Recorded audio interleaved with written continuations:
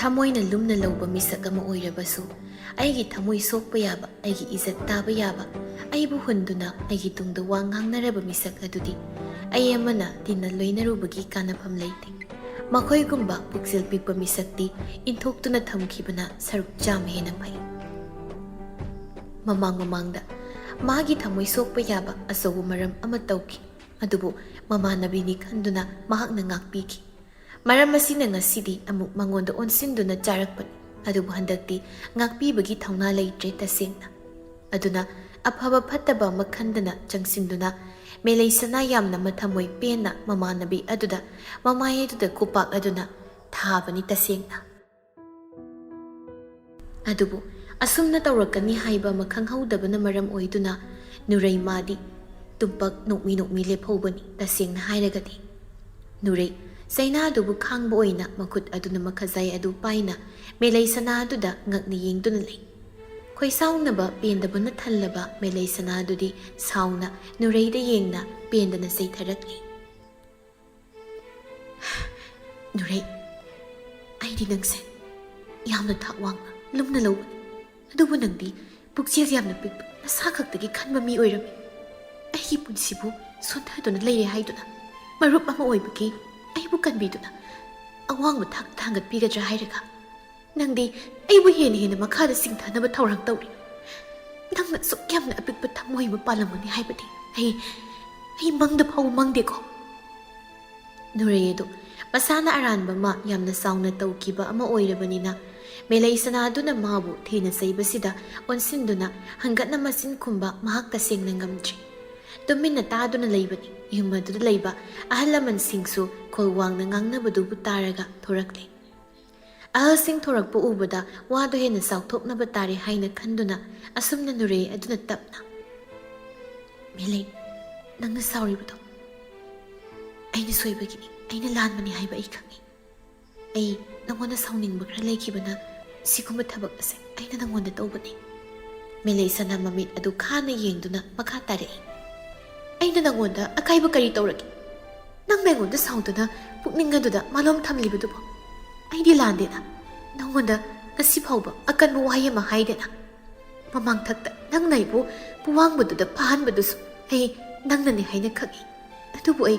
wa saukthokpa pamde haiduna ai tumina lei makhoi ani na ngangnariba pumnamak asi ahalaman singadu loina taribani wadu taraga nurei masana lani tumina leige haina khande magi haunabi matomtagi khanbadu tawraktuna makha tarai nangsu nasana tawba soibadi nasana khangdi natra aina adugumba thabak ama nangona tawribado karigino haiba nang khangjiba kaigino ha wadu tabada ngakni yengi meleisana adu nurei mangon mana khanba mana tawbuna summe haina khanbi nurei madi hairi ibema aina sumna tawribase nangna aigi nupa munbadugi khangaba nupa na pamidrabanina nangna aigi nupa munbado adugi khangaba taba yaba wa natte hairaklibudu aduna meleisana madi hena mathamoi sakpa oiri tawdaba thabak amada tawi hairakpasida aduna amukka sauna nuregi mamaida kupakna ondana thai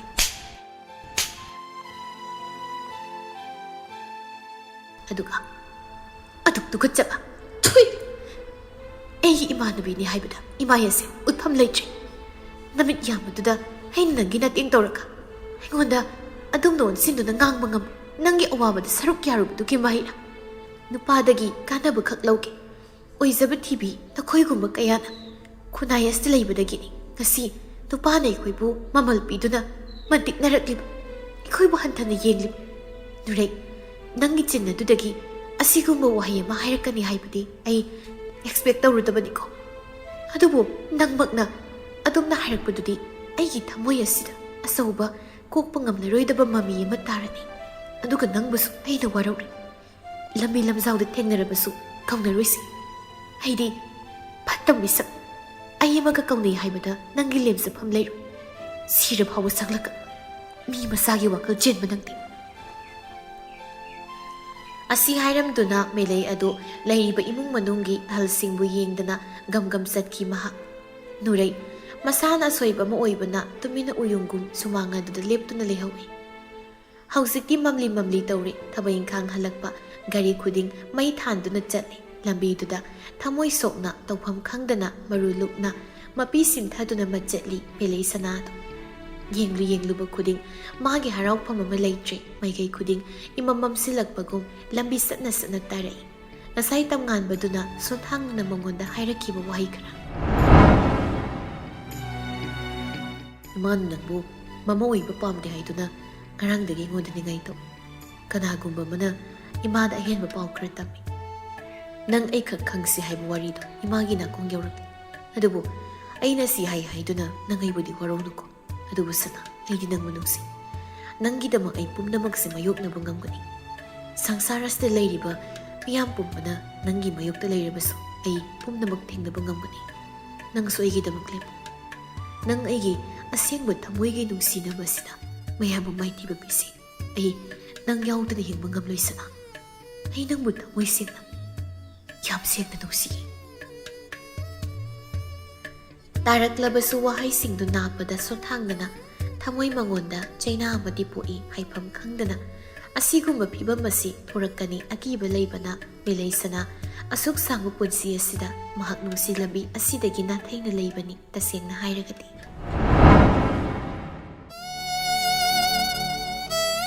ꯂꯝꯕꯤ ꯑꯗꯨꯗ ꯆꯠꯅ ꯁꯣꯜꯂꯤ ꯀꯞꯇꯨꯅ ꯃꯦꯂꯩ ꯁꯅꯥꯗꯨ ꯑꯉꯥꯎꯕꯤ ꯑꯃꯒ ꯄꯥꯈꯛ ꯑꯣꯏꯔꯤ ꯃꯤꯀꯨꯞ ꯑꯁꯤꯗ ꯂꯩꯈꯥ ꯇꯥꯔꯕꯤ ꯑꯩꯕꯨ ꯉꯁꯤꯒꯤ ꯈꯨꯟꯅꯥꯏ ꯑꯁꯤꯗ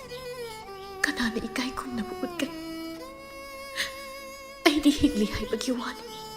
ꯑꯁꯤꯕ ꯑꯃꯒ ꯄꯥꯈꯛ ꯑꯩ ꯈꯪꯉꯤ ꯉꯁꯤꯗꯤ ꯑꯩ ꯏꯁꯥꯅ ꯏꯁꯥꯕꯨ ꯀꯅꯥꯅꯣ ꯍꯥꯏꯅ ꯊꯦꯛꯅꯦꯝ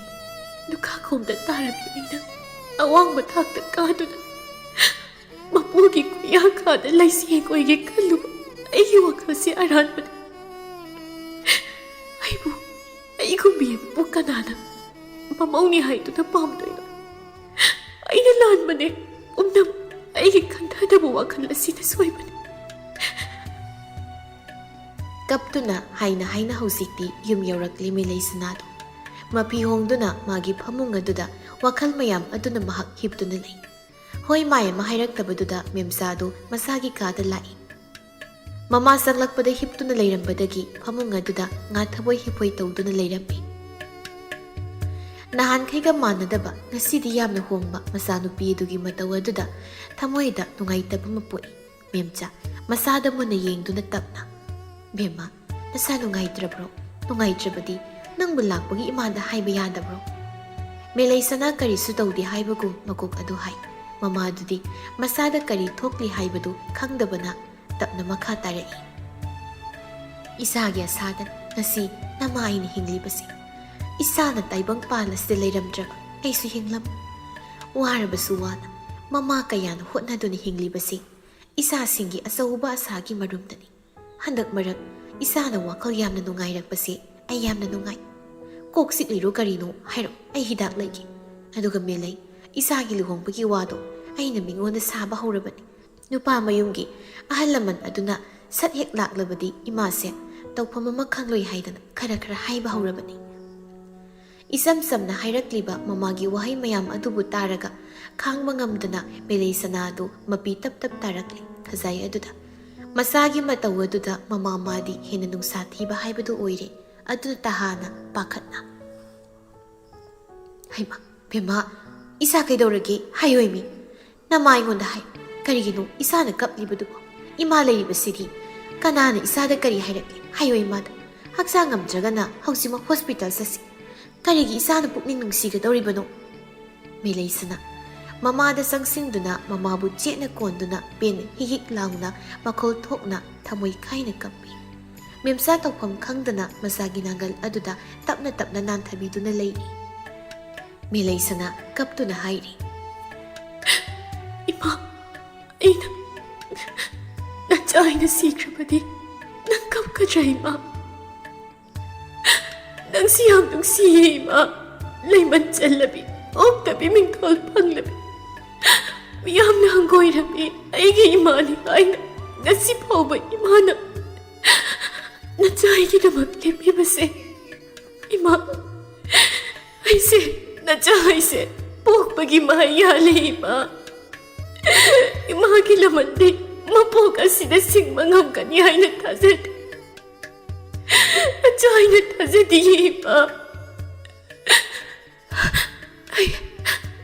Ay masiyam wari. Nachah sirake ba ima. Ay bomo ka nagkamlano. Nachah matimlano ima.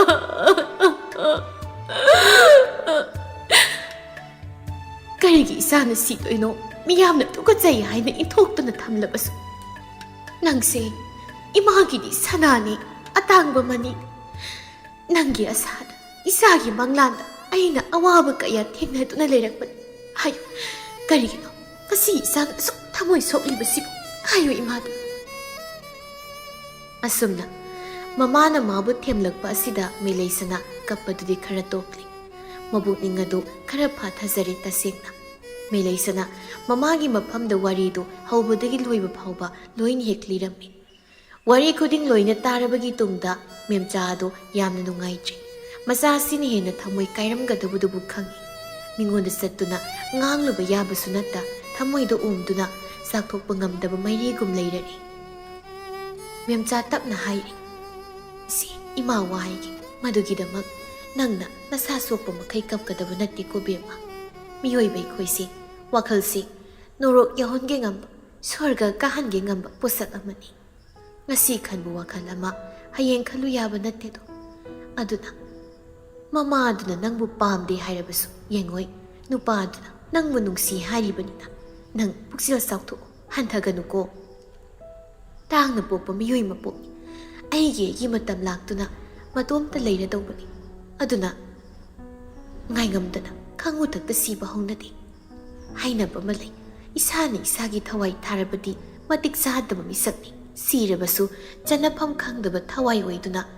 miramlen lairamlen gi langdaida kangauna tuna lei haina sesi ahenbu wakhal khanganu ima chak thongnaba tawke nang pothau ko ima horen paw matam kadaba lei sak toklaga tamlaki meleisana mamana asumna tamlabada ngayak adudi khara phari aduna tumina leiri mana tumina leiringai asigi tanja sana tamnganbagi kolak adu mahak una paitri silent thamduna nakalamada leithoktuna tumina pothanaba tawi somda sungai imung adu hanagumdi oitri isau langnaba khol wangna ngangnabana imung asigi nongmagi ahongba asungba amadi oirami tasengna hairagati melei sana aduda tauba kol pairaktabagi sauna leiringai aduda madabidu masagi ka aduda amuk laktuna wa kharamu hairari atomba aina pamdri hairabasida nangna asuk makha tana tawribasi karigino ha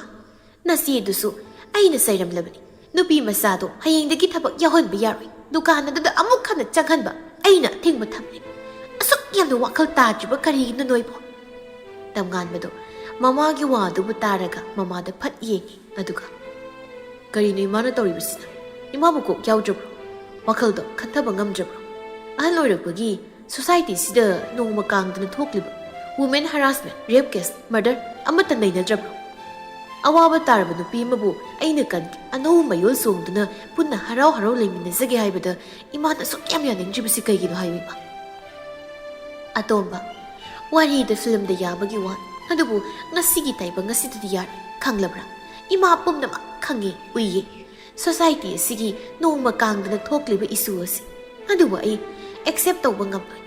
puksel pipa isagi da khanbini haigisu ai miyamna kari haina khini haiba ai nasungdi aigi mu aigi family pharaga loi